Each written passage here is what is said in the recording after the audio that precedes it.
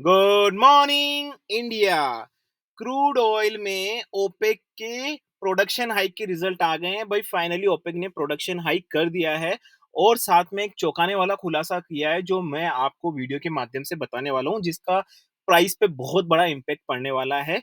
तो आज की वीडियो में बात करने वाले हैं भाई, क्रूड ऑयल में जो ओपेक का जो प्रोडक्शन हाइक हुआ है, ठीक है ना, उसका सेंटिमेंटल इफेक्ट प्राइस पे क्या पड़ेगा सोमवार को, और वीकली बेसिस ट्रेडिंग स्ट्रैटेजी के बारे में बात करेंगे और टेक्निकल चार्ट के बारे में बात करेंगे गाइस। और मैं वो सारे रीजंस बताने वाला हूँ जिसके लिए आप ये वीडियो देख रहे हैं कि भाई साहब, जब प्रोडक्शन हाइक हुआ है और सारे एनालिस्ट कह रहे हैं कि भाई क्रूड ऑयल की प्राइसेस नीचे जाएगी, तो आपके दिमाग में क्या शंका है, क्या क्या शंका है और क्यों है, वो मैं आपको डिटेल में बताऊंगा और फाइनल वर्डिक्ट जो मेरा है वो भी बताऊंगा। रिक्वेस्ट है, वीडियो को शुरू से लेकर आखिर तक देखिए। मैं शॉर्ट एंड स्वीट वीडियो बनाने की कोशिश करूंगा। तो सभी यात्रीगण से अनुरोध है कि कृपया अपनी कुर्सी की पेटी को बांध ले, क्योंकि मार्केट मैजिक मंत्रा का विमान उड़ान भरने वाला है और मेरे सारे यात्रीगण मेरे साथ उड़ान भरने वाले। तो सबसे पहले व्हाट्सएप नंबर नोट कर लीजिए, वही हमें व्हाट्सएप पे नंबर पे कॉल या मैसेज करें, वही करें जो हमसे जुड़ना चाहते हैं, और सिर्फ व्हाट्सएप पे ही मैसेज एंड कॉल करें। व्हाट्सएप नंबर है हमारे 8209791938। तो चलिए न्यूज पे आ जाते हैं। तो न्यूज मुझे लगता है आप सब लोगों ने पढ़ी ली होगी, मैं जल्दी से बताता हूँ। देखिए, ओपेक ने एग्री किया है कि भाई कितना, 1 लाख बिलियन अप्रैल मई जून मंथ को मिला के, ठीक है ना। और सिर्फ जून क्वार्टर को अगर देखें तो उन्होंने किया है 4,11,000 बीपीडी का प्रोडक्शन हाइक। तो 10 लाख उन्होंने किया है 3 महीने का प्रोडक्शन हाइक मिला के। तो अब क्वेश्चन आता है कि सर ये तो सिंपल सा आंसर है सर, इसमें आपको क्या शंका आ रही है भाई, क्यों हो रहा है ये ऐसा है। तो मैं यहाँ पे प्राइस पे आ जाता हूँ सबसे पहले गाइस, ठीक है ना। प्राइस में बता देता हूँ कि भाई मैं ऐसा क्यों कर रहा हूँ। गाइस, मैं गाड़ी का एसी चला रहा हूँ, उमस है, रात का टाइम है फिर भी उमस है, तो मुझे गाड़ी का एसी चलाना पड़ रहा है गाइस। ओके, तो बात कर लेते हैं यहाँ पे कि मेरे क्या रीजंस है, जो मैं आपको रीजंस बता दूँ। सबसे पहले तो प्राइस अपने आप में एक रीजन है ना। आप प्राइस देखिए, 4940 अपने आप में कितनी अकाउंटेड प्राइस है। यहाँ पे प्रोडक्शन हाइक ओपेक ने जो किया है, आप सोचिए वो तो अपने पाँव पे कुल्हाड़ी मार रहा है भाई साहब। पहले ही प्राइस डिस्काउंटेड प्राइस में है, तो अगर और 4,700 4,600 चली गई तो भाई साहब वो उसकी तो लुटिया डूब जाएगी सऊदी की भाई साहब, है ना। कि भाई वो पहले ही मतलब जितनी प्राइसेस सस्ती होगी उतना ही ये ओपेक प्लस कंट्रीज उनको नुकसान होगा भाई। सिंपल सी बात है, सिंपल सा गणित है, राइट। तो फिर ये क्या है, तो दिमाग में संशय आता है कि भाई कहीं ये जो प्राइसिंग है वो ऑलरेडी अकाउंटेड तो नहीं है, क्योंकि टैरिफ और जो बाकी सारी ओपेक जो हाइक है, क्योंकि जो ओपेक हाइक है ना गाइस, वो काफी लोगों ने पहले ही प्रेडिक्ट कर लिया था, ठीक है ना। काफी सारी न्यूज पहले से ही आ रही थी कि भाई प्रोडक्शन हाइक ही होने वाला है, यही होने वाला है, हमें पता है, राइट। ये काफी पहले ही सर्कुलेट हो रही थी और सबको, ऑलमोस्ट जो बड़े बड़े इन्वेस्टर्स हैं उनको 90% वो श्योर थे। इनफैक्ट मेरे को भी यही लग रहा था कि प्रोडक्शन हाइक ही होगा, क्योंकि ट्रम्प है भाई साहब, राइट, खटिया खड़ी कर देगा। तो प्रोडक्शन हाइक ही होने वाला था। जब ऑलरेडी सब लोगों के दिमाग में था, इन्वेस्टर्स के दिमाग में था, तो वो ऑलरेडी अकाउंट हो चुका है, ऐसा प्रतीत हो रहा है मुझे। लेकिन मैं जो फाइनल वर्डिक्ट है वीडियो के एंड में दूंगा।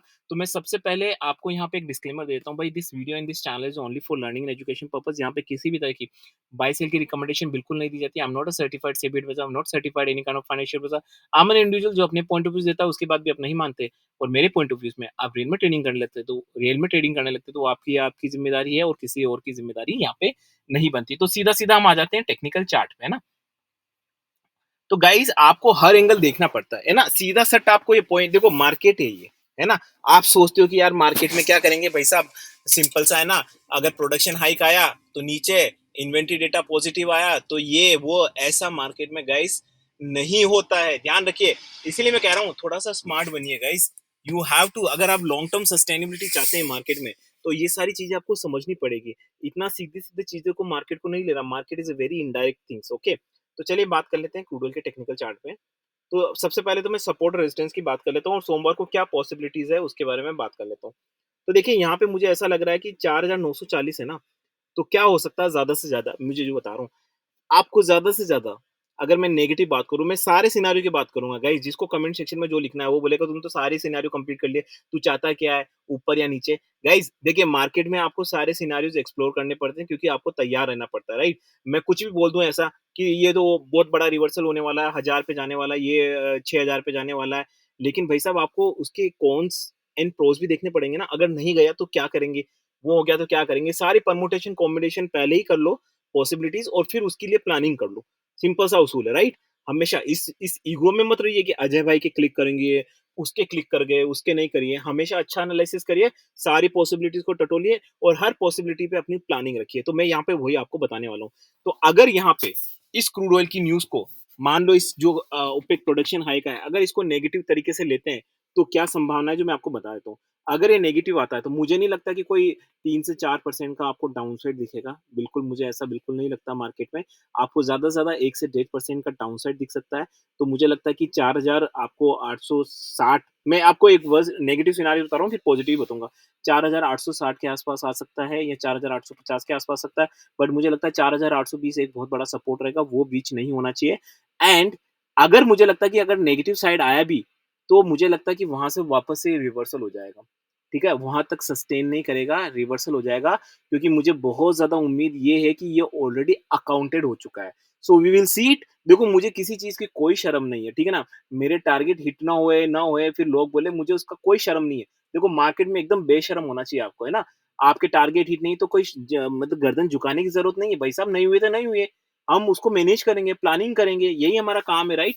मार्केट में आप ऐसा नहीं सोच सकते कि आपका एफिशिएंसी आपने 90% बना ली, 90% बना लिया, अब उसी पे स्टिक रहना है, ऐसा नहीं। प्लानिंग करते रहना है।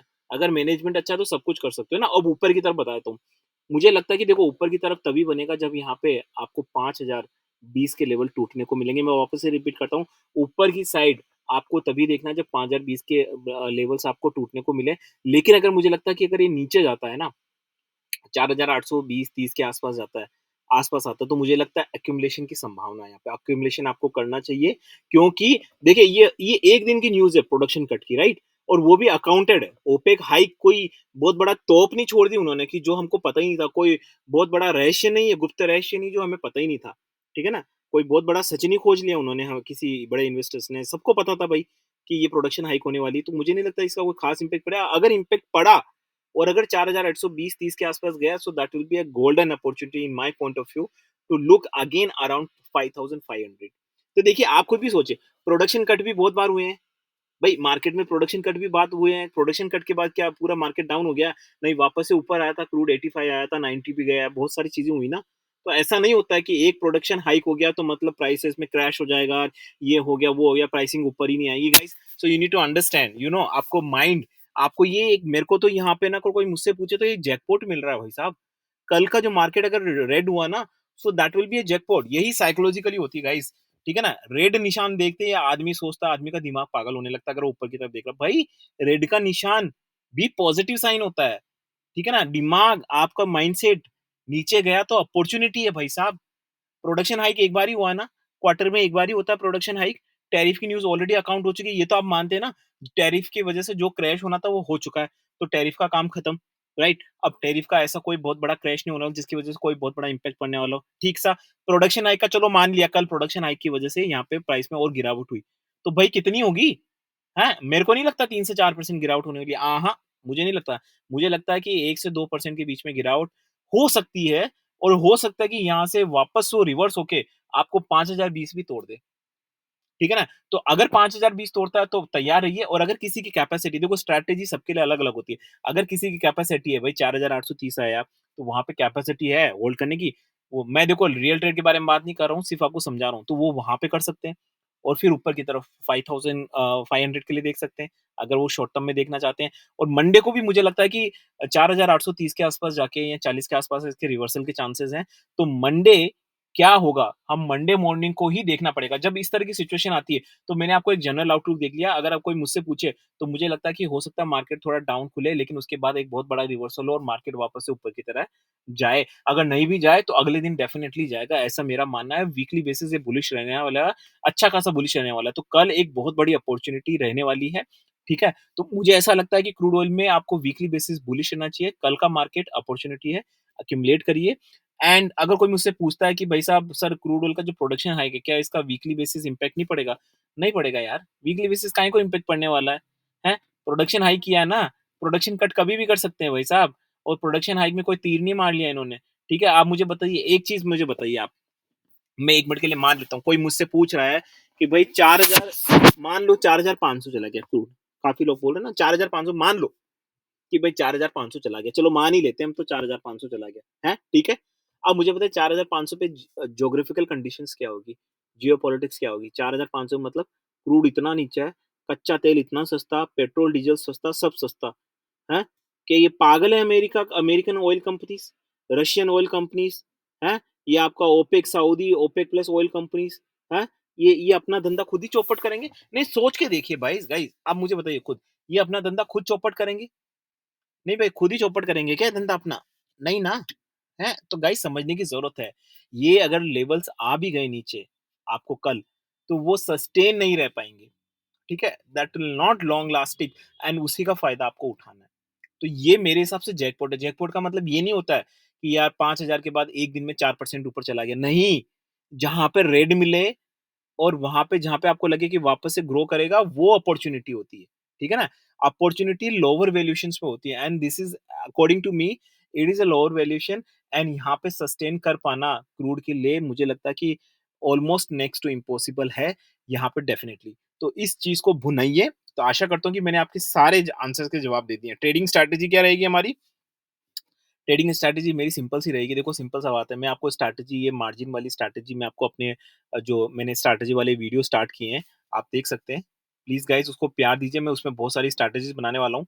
इसमें मैंने ज़्यादा स्ट्रैटेजी नहीं बताई लेकिन अगले वीडियो में आपको बहुत सारी स्ट्रैटेजी बताने वाला हूँ। तो वो रहेगी मार्जिन कैपेसिटी की स्ट्रैटेजी, ठीक है ना? मार्जिन और एक्सपायरी उसकी मैंने अपनी कुछ स्ट्रैटेजी बनाई है और गाइज़ जो मैंने स्ट्रैटेजी बनाई ना, वो आपको कहीं यूट्यूब पे, कहीं गूगल पे कहीं नहीं मिलेगी। क्योंकि मिलने कैसे मैंने अपने खुद के नाम दिए हैं भाई साहब वो सारी स्ट्रैटेजी के। मुझे देखो मुझे कोई मतलब नहीं है कि ना कि कौन-सी स्ट्रैटेजी मार्केट में चल रही है। मुझे वो स्ट्रैटेजी है जो मेरे लिए काम करे, सीधी-सी बात है। अब भले मैं उसके नाम एबीसीडी एक्सवाईजेड कुछ भी रखूँ, सिंपल सा असूल है अपना, है ना?